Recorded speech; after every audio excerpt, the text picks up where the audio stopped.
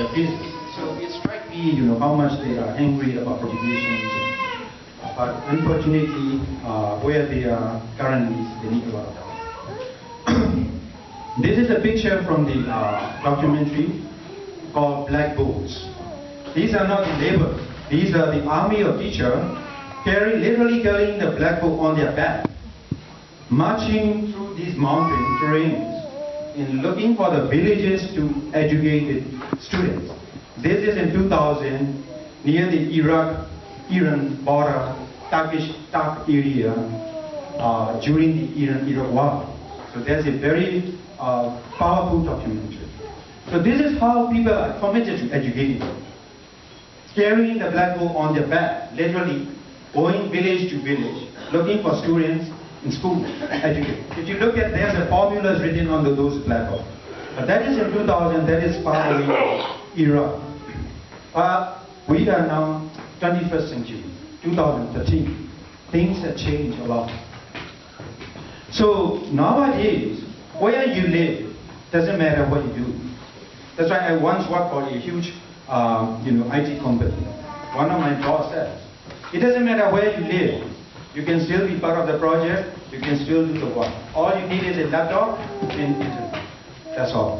Now we have a lot of laptops, we have the internet, and we can do a lot of things that enable, which may not be possible as far as teaching.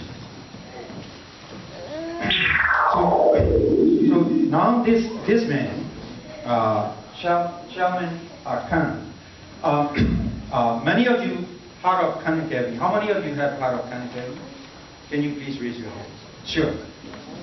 He's just much younger than me, not even 40s. Hedge fund manager, well educated from Harvard and MIT. He started tutoring his cousin from Chicago to New Orleans, I think. So when he's busy, what he does is he videotapes himself. Not even videotape. You can use a computer to produce a education material, post it to YouTube and email him or call him. Hey, I posted it, I'm not busy. Can you try this? This is your call. This is your lecture. This is your course. You have to just watch my video. Eventually that cousin says, actually, I actually prefer your video than yourself. So that's one thing. Then the video spread. People started emailing him. Hey, I used to be very poor in math, but because of your video, I'm actually doing the honor class in the university. Thank you so much. So eventually that spread. Then he decided to leave his job. His wife allowed him 1 year. You can do whatever you want 1 year without any income, but not more than 1 year. And he started recording more and more and more videos. So a little bit into a year, somebody gave him the last time. He found it. Khan Academy. Now, the goal, the mission is make a free world-class education available for anyone, anywhere. They are NGO. So currently, they have 10 million users, 6 million active users every month. They have total 10 million users. 250 million views has been done to their video. In 800 million problem answered. Their lectures, his lectures are spread to 216 countries in 20,000 classrooms. And they have more than 500 major user groups all over the world. Because not only he is producing an educational video, documentary, he is also working with the teachers and schools for the critical thinking and how the teaching should be improved, how it should be done. So currently they have about 3,600 videos, much of them he produced. A lot of them are math. For example, math only 500 videos. So those videos has been brought to Burma, one of our American colleagues. And this is how I know. Then he started writing to Khan Academy, those videos should be translated into Burmese. They never responded to him. So I told him, can you forward your email to me? Let me write to him as well. So I wrote to him, how Burma education system needed a lot of help. Your material should be translated into Burmese. That was very powerful. So actually, this is the current status of translation. The graph is K, meaning that more than 1,000 videos has been translated into Chinese. also Turkish, Arabic, Spanish, Polish, Portuguese, Estonian, French, Italian, Czech, and Japanese. So now they are originally English, but they have been translated. So before I went to Burma, I had a connection with them. I requested a slide deck. I took that slide deck to Burma and I showed all the civil society groups, friends and educators. These are the material, here's the material, I gave them material.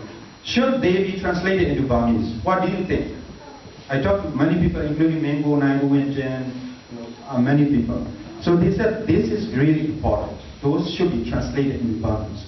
So I'm currently volunteering Khan Academy as a volunteer so that there will be translation done of those material into Burmese. Translation can be done individually, using the internet at your own pace, or by group. So which is really important. Some of the groups inside are already interested in translating those material into Burmese. So all in all, these are the two things that I can help Burma at this point, especially us, Bara, in our community. We can help with translating those material into Burmese, any way you could. Not only Khan Academy material, maybe there's a material from Stanford, MIT, Harvard as well. They are in Burma. Actually, 800 gigabytes of materials are Burma, we are being distributed, but they are in English. But Burmese children, Burmese young people can't understand. So we should help with translation. Translation, you can translate with a laptop as long as you have it well. You can sign up. I'm going to volunteer. You should be bilingual. You can help with translations individually. This is how Chinese material are translated. The translations are such a way that the way Wikipedia is developed. You can go and translate it. If your translation has some errors, another person go in and correct the way Wikipedia is done. So it is incrementally translated. So they do two parts. One is captioning, which is you can do it at your own pace online. Khan Academy has integrated with another online tool, which is very easy for you. Then you can deduct you can put your audio inside in it. Then you can post it to YouTube and you can give it away to anyone. The good thing about these videos is once you teach one, the student can have you anytime he or she wants. That's one, this time is saving. The difference is when current teaching system, when the teacher is teaching, the student has to be paid in the classroom. He or she has to pay attention. Only then he will understand. Once he missed that point, he will be challenged rest of the school year understanding such and such thing. But for those videos, that is at his or her fingertip. At his or her fingertip. He can listen anytime he wants. He can repeat anytime he wants.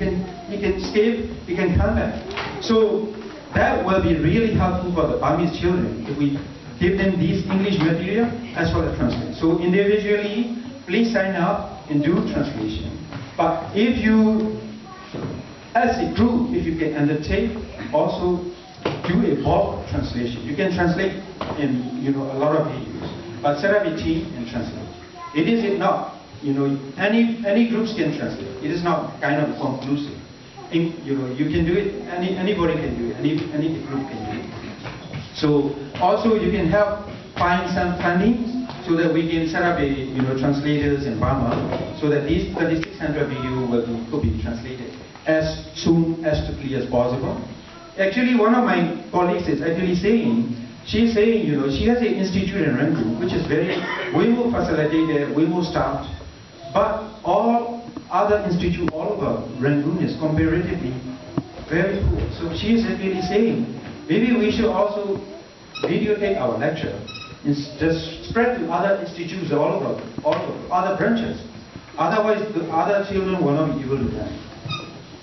So another thing is remote teaching or remote education or distance teaching. I don't know how you want to call it. Nowadays, you don't have to be in Burma to teach children, to guide children, to guide school, to advise. So I'm starting to work with some of the institutes, some of the students to realize that. Because if you can be there physically, that's great. But you may not be able to be there physically. If you're not able to be there physically, you can still teach.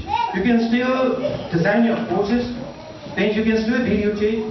Or there's a, internet. In some institutions, they have a very good internet.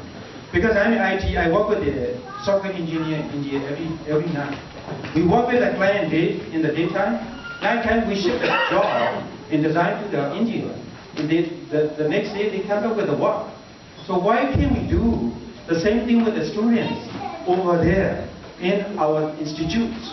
When I mean the teaching, I'm not just talking about science or engineering or mathematics, any kind of teaching. Human rights, public speaking, leadership, any kind of teaching, you should engage with the NGO, institutes, group, and set up a remote education, collaboration. So I think that will accelerate the educational process in Burma. It will contribute so greatly to the young people there. I know, because I was educated in Burma before I left. Even when I was trying to be educated there, I was doing my school. I know how hard to have a teacher, to have a good book, to have something to be explained or to understand something. Even though nowadays we have internet, but the children English is much more poor. They need a lot of help. So please help us. Please work with us, with BARA, or with there's any groups in Burma to translate those materials into Burmese, and also to try to work with us to start a remote educational program, tested educational program to help the young people and students there. Thank you so much.